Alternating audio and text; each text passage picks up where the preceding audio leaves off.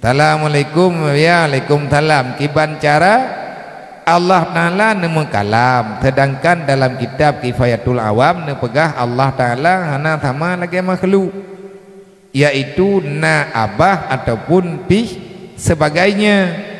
Dan pekeh Al-Quran gepunan dengan kalam Allah butoi. Al-Quran gebuhnan kalam Allah.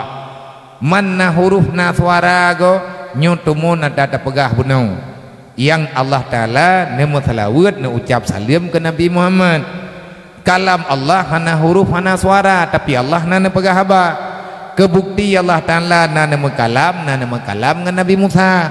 Wa kallamallahu Musa taklima.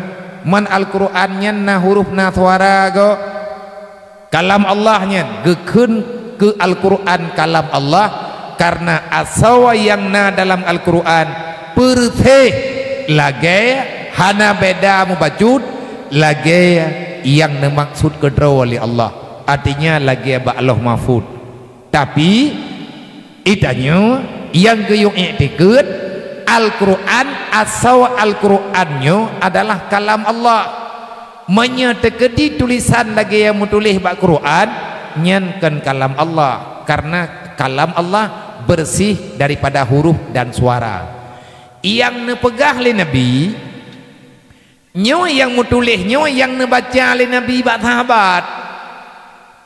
Jibril nepegah haba neputran wahyu bak Nabi Muhammad nyo ke contoh. Nabi ne dengar, wate ne dengar oleh Nabi nepegah bak sahabat. Makanya karena sahabatnya warame tad daerah itu biatlah bahasa Al-Quran yang gekun dengan kiraah 7 dan bahkan lebih daripada 7. Contoh itanyo tabutnya urang Aceh ataupun urang biak urang tanyo yang naino di Asia itanyo tabaca wadduha.